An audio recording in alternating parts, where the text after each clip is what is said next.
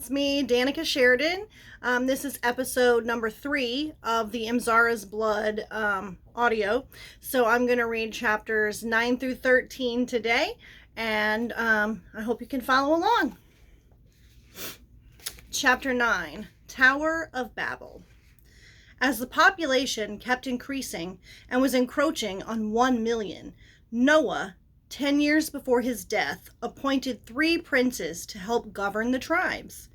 Enoch was the prince of the tribe of Japheth. Joktan was the prince of the tribes of Shem. And Nimrod was the prince of the tribes of Ham.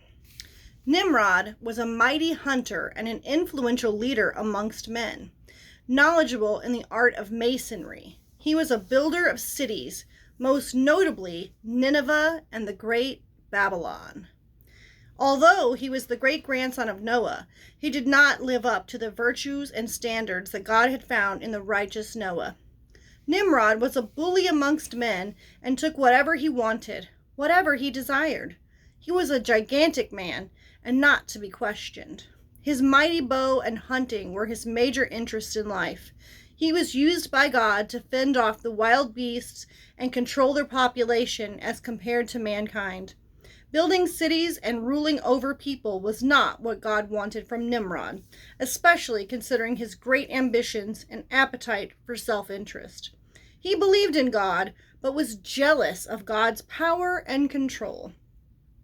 Now the whole world had one language and a common speech. As people moved eastward, they found a plain in Shinar and settled there. They said to each other, "Come, let's make bricks and bake them thoroughly." They used brick instead of stone and tar for mortar. Then they said, "Come, let us build ourselves a city with a tower that reaches to the heavens, so that we may make a name for ourselves." Nimrod commanded that all the people would help in this effort to build a tower to the heavens. Everyone agreed, except for 12 lone men. Amongst those individuals in disagreement was a very young teenager named Abram. "I cannot build a tower to the heavens. I, in good conscience, cannot invade heaven or attack it. I serve the one and only Creator God." Abram stood his ground. "Throw me and my brothers into the fiery kiln." Nimrod and Enoch immediately wanted to kill Abram and the others in dissent. Joktan was moved by their plea and asked to intercede on their behalf and put them into prison for a few days to persuade them to cooperate. An agreement was reached and the 12 were thrown into prison. Joktan came to them in the night and armed them with weapons and food for 1 month. He told them to escape into the mountains for refuge. 11 of the men rushed to the mountains for freedom. Abram refused to leave the prison. "I cannot escape. If I were to die in the mountains from a wild beast or from lack of food, I would look foolish. I will stay and die in the Creator's name." At the end of 7 days, the prisoners were summoned, but only Abram remained. Before Nimrod could approach Abram to kill him, a fire shot from the kiln through the camp, consuming 84,000 men. Everyone standing around Abram was killed. He was spared. He was banished to the mountainside, where he regaled his 11 comrades with the story of his escape from death with the help of God's own hand. Nimrod continued building his tower. He believed that if he shot an arrow into the clouds above, it would surely strike an angel. When the arrows being shot into the sky returned to earth, they would often be stained with blood, and this gave him the proof that he needed that his plan was working. In fact, his concept in the building of a tower was that he could ultimately reach heaven and replace God on his throne. But the Creator came down to see the city and the tower the people were building. God said, "If as one people speaking the same language they have begun to do this, then nothing they plan to do will be impossible for them. Come, let us," the divine council, "go down and confuse their language so they will not understand each other." It was as with the blink of an eye, every man in every tribe started speaking a different language. One man would ask for a brick and would be handed mortar. This frustrated the men, and many started violently attacking and killing his brother. Amidst the violence, the building stopped. This tower later became known as the Tower of Babel, because the Lord confused the language of the whole world, and from there scattered them over the face of the whole earth, dividing them nation by nation as a sign to the 70 members of the divine council for continued guidance and judgment. As the council cast lots for its chosen nation, God won the nation of Israel, and the language of origin, Hebrew. This is why Israel went on to become the chosen people of Creator God. Remember the days of old. Consider the generations long past. Ask your father, and he will tell you, your elders, and they will explain to you. When the Most High gave the nations their inheritance, when he divided all mankind, he set up boundaries for the peoples according to the number of the host of heaven. For the Lord's portion is his people, Jacob, his allotted inheritance. Deuteronomy 32, 7-9. God has taken his place in the divine council. In the midst of the gods, he holds judgment. How long will you judge unjustly and show partiality to the wicked? Give justice to the weak and the fatherless. Maintain the right of the afflicted and the destitute. Rescue the weak and the needy. Deliver them from the hand of the wicked. They have neither knowledge nor understanding. They walk around in darkness. All the foundations of the earth are shaken. I say, you are gods, sons of the Most High. All of you, nevertheless, like men, you shall die, and fall like any prince. Arise, O God, judge the earth, for you shall inherit all the nations. Psalm 82. God will reclaim all nations back under his control at the end of days, and judgment will take place to divide righteous from unrighteous amongst human and angel. After the nations had spread to the farthest reaches of the land, Pangaea broke apart. This was in the time of Peleg, when the world was divided and the lands shifted to where they are now. Chapter 10. Pangaea. Our pre-flood world was so different than it is now. When everything was first created, there was one supercontinent, the motherland, Rodinia. All the water was gathered together into one location. All of the land was gathered together into one location. Jerusalem was the center of the entire earth. Eden, the garden of paradise, connected heaven and earth. Eden was a large mountain that reached up into the heavenly realms. A river watering the garden flowed from Eden. From there, it separated into 4 headwaters. The name of the first was the Pishon, the second was the Gihon, the third was the Tigris, and finally the Euphrates. After the flood, the waters, the currents, and the volcanic eruptions had carved Rodinia into a much smaller portion of land known as Pangaea. The continent split into many pieces that crashed into each other repeatedly during the deluge. This caused mountain ranges and the fossil layers. There are 6 known fossil layers: Sauk, Tippecanoe, and Kaskaskia, which all hold shallow marine life. Absaroka and Zuni, which hold large land animals and large marine reptiles, and Tejas, which holds land animals, both great and small. Now, the one continent of Pangaea has turned into 7 different continents: Africa, Antarctica, Asia, Australia, Europe, North America, and South America, separated by large watery oceans. The human population can no longer easily access each other. We are each to our own tribe and nation. We each have our own cultures and traditions. Our languages have been scrambled, and it is hard to understand each other and communicate. This is the way things have to be, to slow the evil that will inevitably spread throughout the world. Chapter 11. The Occult. Evil did continue to spread throughout the world. God's plan for redemption had been underway since we stepped foot off of that ark, or maybe even before that. He was preparing a way to bridge the chasm created by sin and evil desire. God's plan was met step for step with a contradictory plan. The Satan, Lucifer, His rebels and the big-headed, haughty members of the divine council were seeking equality with the Creator.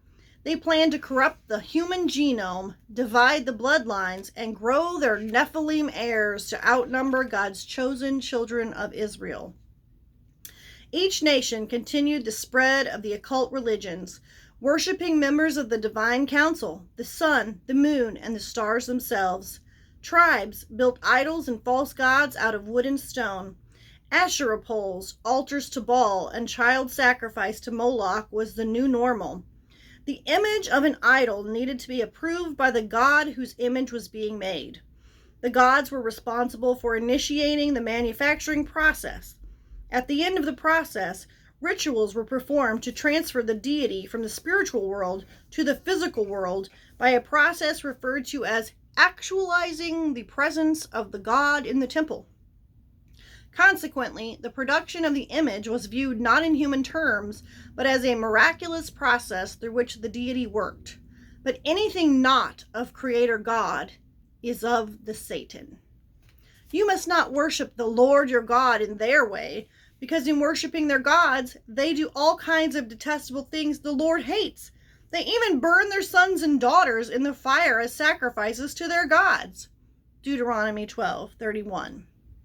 And when you look up to the sky and see the sun, the moon, and the stars, all the heavenly array, do not be enticed into bowing down to them and worshiping things the Lord your God has apportioned to all the nations under heaven.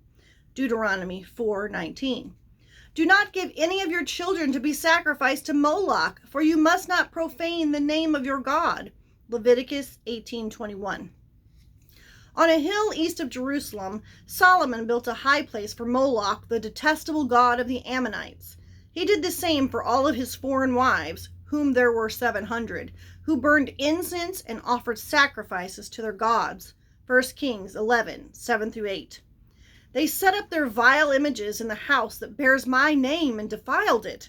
They built high places for Baal in the valley of Ben Hinnom to sacrifice their sons and daughters to Moloch, though I never commanded, nor did it enter my mind that they should do such a detestable thing. Jeremiah 32:34-35. Any Israelite or any foreigner residing in Israel who sacrifices any of his children to Moloch is to be put to death. The members of the community are to stone him. Leviticus 22. Will you defile yourselves the way your ancestors did and lust after their vile images? When you offer your gifts, the sacrifice of your children in the fire, you continue to defile yourselves with all your idols to this day. Ezekiel 20:30-31. Let no one be found among you who sacrifices their son or daughter in the fire, who practices divination or sorcery, interprets omens, engages in witchcraft, or casts spells, or who is a medium or spiritist, or who consults the dead. Deuteronomy 18:10-11. You have lifted up the shrine of your king, the pedestal of your idols, the star of your god Moloch, which you made for yourselves. Amos 5:26. And you took your sons and daughters, whom you bore to me, and sacrificed them as food to idols. Was your prostitution not enough? You slaughtered my children and sacrificed them to the idols. In all your detestable practices and your prostitution, you did not remember the days of your own youth, when you were naked and bare, kicking about in your blood? Ezekiel 16:20-22. On the very day they sacrificed their children to their idols, they entered my sanctuary and desecrated it. That is what they did in my house. Ezekiel 23:39. I will destroy every remnant of Baal worship in this place, the very names of the idolatrous priests, those who bow down on the roofs to worship the starry host, those who bow down and swear by the Lord, and who also swear by Moloch. Zephaniah 1:4-5. When you follow the ways of this world and of the ruler of the kingdom of the air, the spirit who is now at work in those who are disobedient, gratifying the cravings of flesh and following its desires and thoughts, you become deserving of wrath. Ephesians 2:2-3. When the nations were divided at the fall of Babylon at the tower, God was apportioned one nation, the nation of my son Shem. That was 1/70th of the world's population. The rest of the nations all fell to the ways of the wicked. Israel was in an uphill battle with itself, trying to fight off the ways of the world and remain a pure people. God's way is the best way.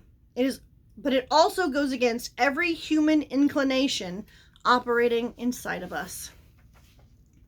Chapter 12. The Israelites. I will attempt to give a short synopsis of my ancestors, the Israelites, how they survived in a wicked world, and how God continued to purify their bloodline, always with his mission for redemption, his top priority. Abram, who was just a teenager when the tower was being built in Babylon, was instructed by God to marry his half-sister Sarai. This helped to keep the bloodline pure. Abram was a 10th generation descendant of Shem. God said to him, "As for me, this is my covenant with you. You will be the father of many nations. No longer will you be called Abram. Your name will be Abraham, for I have made you a father of many nations. I will make you very fruitful. I will make nations of you, and kings will come from you. I will establish my covenant as an everlasting covenant between me and you and for the generations to come, to be your God and the God of your descendants after you. The whole land of Canaan, where you now reside as a foreigner, I will give you as an everlasting possession to you and your descendants after you, and I will be their God. As for Sarai, your wife, you are no longer to call her Sarai. Her name will be Sarah. I will bless her and will surely give you a son by her. I will bless her so that she will be the mother of nations." At that time, they had no children. Sarah gave her servant Hagar to sleep with Abraham and have children through her. Hagar had a son named Ishmael. Sarah then became pregnant at the age of 90 and bore a child of promise named Isaac. It was through Isaac that the bloodline would carry on. Isaac married Rebekah, a daughter from Abraham's lineage. Rebekah gave birth to twins, Esau and Jacob. Esau took on all of the Rh negative blood traits. He was large and hairy, almost gorilla-like. The glowing white Nephilim skin, free of melanin, had mixed with just enough melanin to make all of Esau's traits red. Red hair, freckles, green eyes. Jacob was purified. His entire DNA had no trace of the corrupted genome. It took 11 generations to get back to what started in the Garden of Eden. The Israelites struggled to find their way. After a severe famine almost wipes them out, they end up as prisoners in Egypt, selling themselves into slavery for the price of food. God calls on a prophet named Moses to lead the people out of slavery in Egypt and into the promised land of Canaan. Through the miracles of the 10 plagues and the crossing of the Red Sea, God showed his people that he was more powerful than any Egyptian pharaoh, Egyptian gods, or idols. While the people of Israel were traveling in the desert, God gave them a set of rules to follow, including the 10 Commandments. God continually reminded his people that they would be a great nation if they loved and worshiped only him and obeyed his laws. The 10 Commandments are separated by 4 commandments between us and God, and 6 commandments between us and our fellow neighbor. How we treat each other is of equal importance as to how we treat God. You shall have no other gods before me. You shall not worship idols. You shall not misuse the name of the Lord your God. Remember the Sabbath day and keep it holy. Honor your father and mother. You shall not murder. You shall not commit adultery. You shall not steal. You shall not bear false witness. You shall not covet anything that belongs to your neighbor. The final plague in Egypt was a precursor for what was to come. In order to be saved, they had to rub the blood of a lamb against their door frames. Then the angel of death would pass over those doors and not kill the firstborn inside that dwelling place. The Passover feast became an annual tradition, a meal of remembrance of the power of God and his love for his people. The Israelites wandered in the wilderness for 40 years. During this time, they continued to explore the land of Canaan, trying to figure out how they were to capture the land for themselves as God had promised. They were a small nation of regular people, and the people of Canaan were giants, evil, Nephilim. The land we explored devours those living in it. All the people we saw there are of great size. We saw the Nephilim there. We seemed like tiny grasshoppers in our own eyes, and we will look the same to them. Numbers 13, 32 and 33.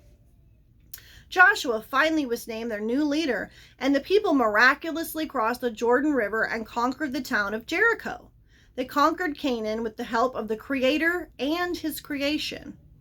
On the day the Lord gave the Amorites over to Israel, Joshua said to the Lord in the presence of Israel, "Sun, stand still over Gibeon, and you, moon, over the valley of Aijalon."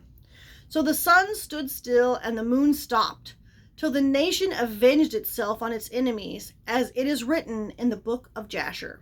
The sun stopped in the middle of the sky and delayed going down about a full day.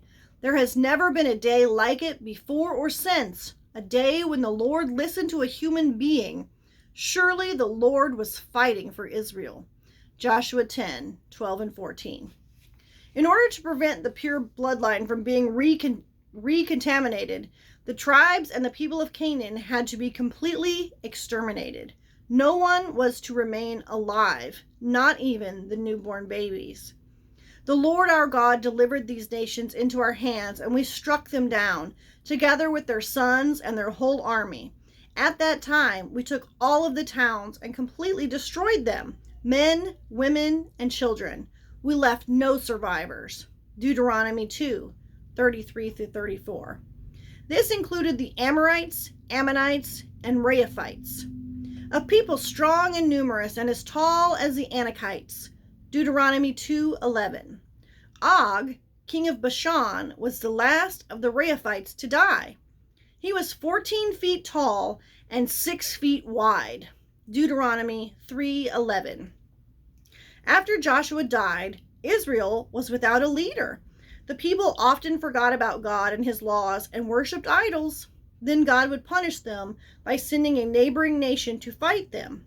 When the people turned to God and asked for forgiveness, he would send them a special leader to help conquer their enemy. These special leaders were called judges, people like Deborah, Gideon, and Samson.